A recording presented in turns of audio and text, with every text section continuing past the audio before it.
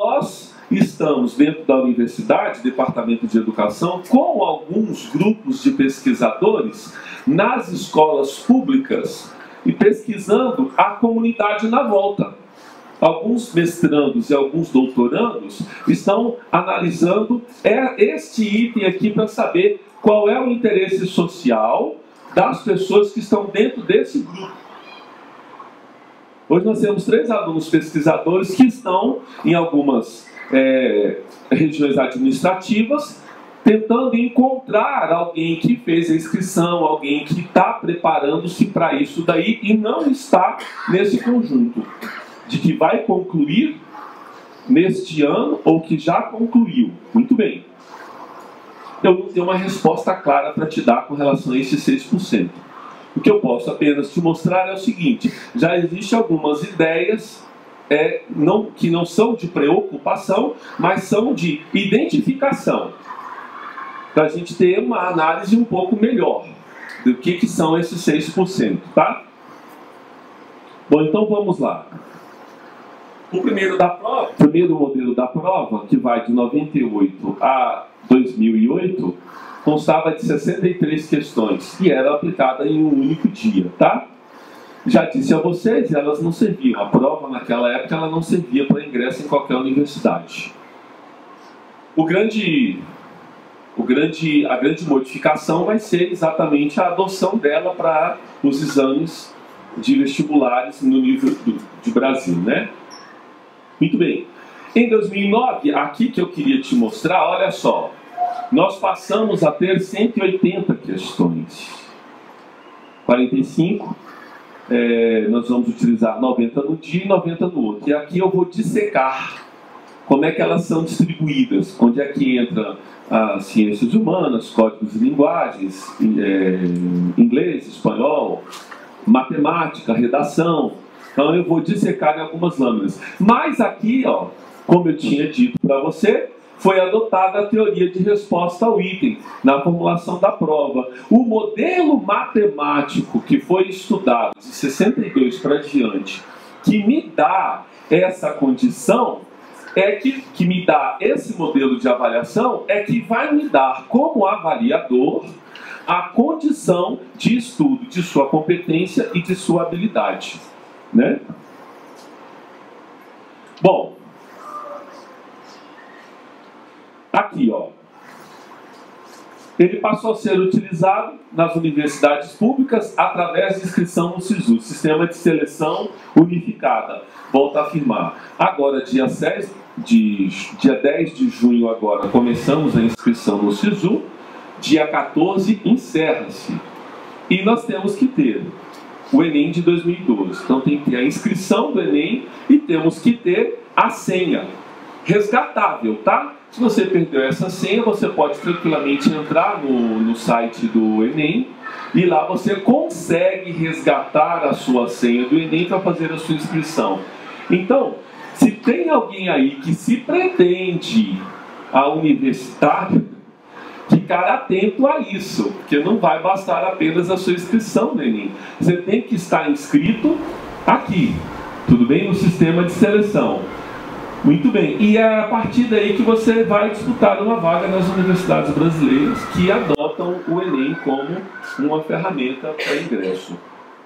Muito bem, ProUni nós já falamos, o FIES nós já falamos, aqui que eu tinha te falado, o Exame Nacional para a Certificação das Competências de Jovens e Adultos, que é o ENSEJA, ele hoje está sendo substituído pela nota do Enem. Isso é um ganho social.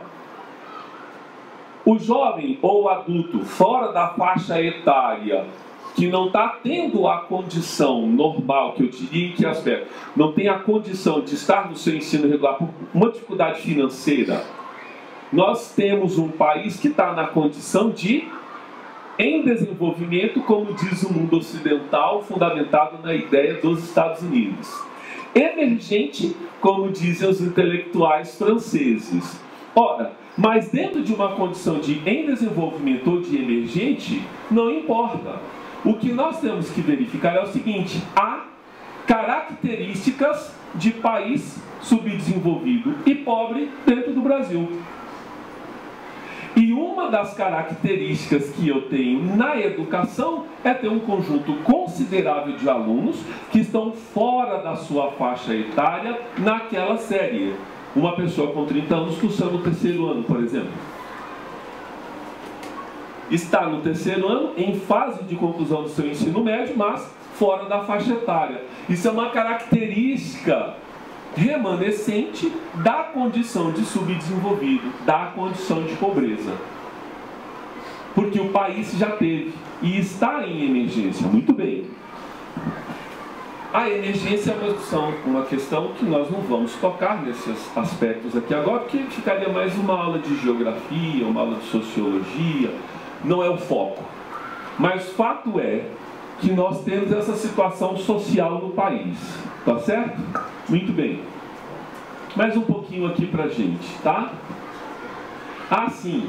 Olha que interessante isso daqui que eu trouxe pra gente com relação às questões de redação. Em 2012, para evitar as discrepâncias que aconteciam nas redações, olha o que aconteceu. Introduzimos um terceiro corretor para evitar as discrepâncias que existiam antes. Os alunos estavam já começando a... Não só os alunos, acredito que a fase mais adulta, né?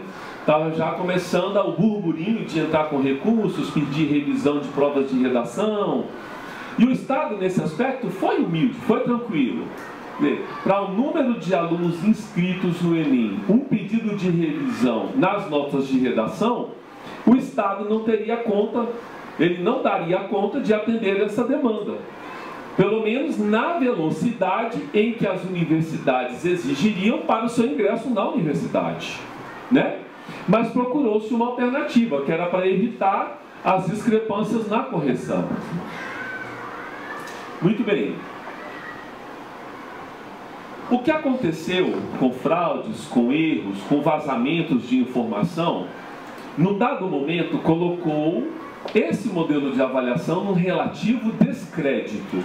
E eu elenquei aqui alguns fraudes, alguns erros que aconteceram, alguns vazamentos que viraram manchete nacional. Em 2009, desde que se tornou o exame principal, o Enem passou por alguns problemas de fraude.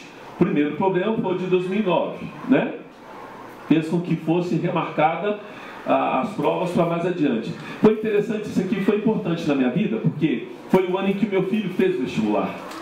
Era o ano que ele faria o Enem para poder utilizar essa nota também. E naquela época, muitos alunos ficaram temerosos, desacreditados.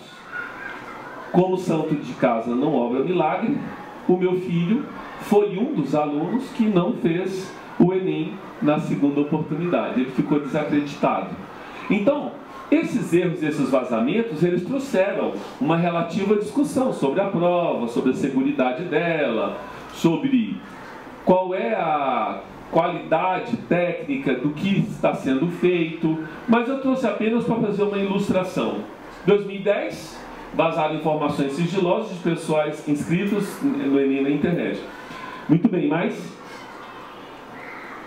foram alguns erros de caderno de prova que aconteceu, a justiça definiu claro isso daí, apenas os cadernos que foram errados, que fizeram a prova, não foi anulado o total de cadernos errados, chegou a 0,3%. Então, foi um erro muito pequenininho, né? Eu diria para você o seguinte, os alemães consideram que nas revisões ortográficas que eles fazem na língua deles, eles consideram 0,3 uma quantidade normal para os alemães, né? Que são especialistas na condição de ser revisores de textos. Nós não somos alemães. Então, eu diria que, segundo o critério alemão, nós estamos dentro de uma condição de sossego. Contudo, isso daqui fere o futuro das pessoas. Daí essa balbúrdia toda foi para o jornal, alguns juízes pensaram em entrar com liminar, anular a avaliação, mas, muito bem, vazamento das informações, 639 alunos do colégio que fizeram o INEP fez um teste, num dos colégios do Brasil, mas os 639 alunos, eles refizeram a prova novamente, não teve o menor problema, tá? Na verdade, foi um teste feito. Eu não diria que foi um vazamento necessariamente, foi apenas um teste feito com 14 questões que estavam lá na prova do Enem. Então substituiu-se, eles fizeram uma nova prova, não teve o menor problema. Foi mais uma, vamos dizer assim, divulgação jornalística, eu diria, do que de fato um problema social que levasse à mudança de data ou cancelamento da prova, como foi o caso de 2009, que mudamos a data, né? Esse tema aqui foi muito interessante. Na época nós discutimos muito nas aulas de redação, com geografia, história. Esse tema foi muito legal. O mundo digital tem sido uma abordagem nas provas de vestibulares, nas avaliações externas aos colégios. Mas também foi uma conversa boba do jornalista Lauro Neto, não deu em nada. Quando ele noticiou o tema da redação, os alunos já estavam dentro de sala de aula, não teve o menor problema. Mas enfim, eu trouxe essas coisas todas para te mostrar, para mais ou menos te deixar alerta com a seguinte questão. São problemas que acontecem naturalmente numa prova dessa monta, e eu sinto que o meu aluno, ele fica envolvido numa condição emocional, porque isso vira tudo mudança, isso vira tudo, vira tudo manchete de jornal, e o aluno fica emocionalmente envolvido por essa situação. E aí o que é que nós podemos ter? Um relativo descrédito em relação a esta prova, essa modalidade de avaliação.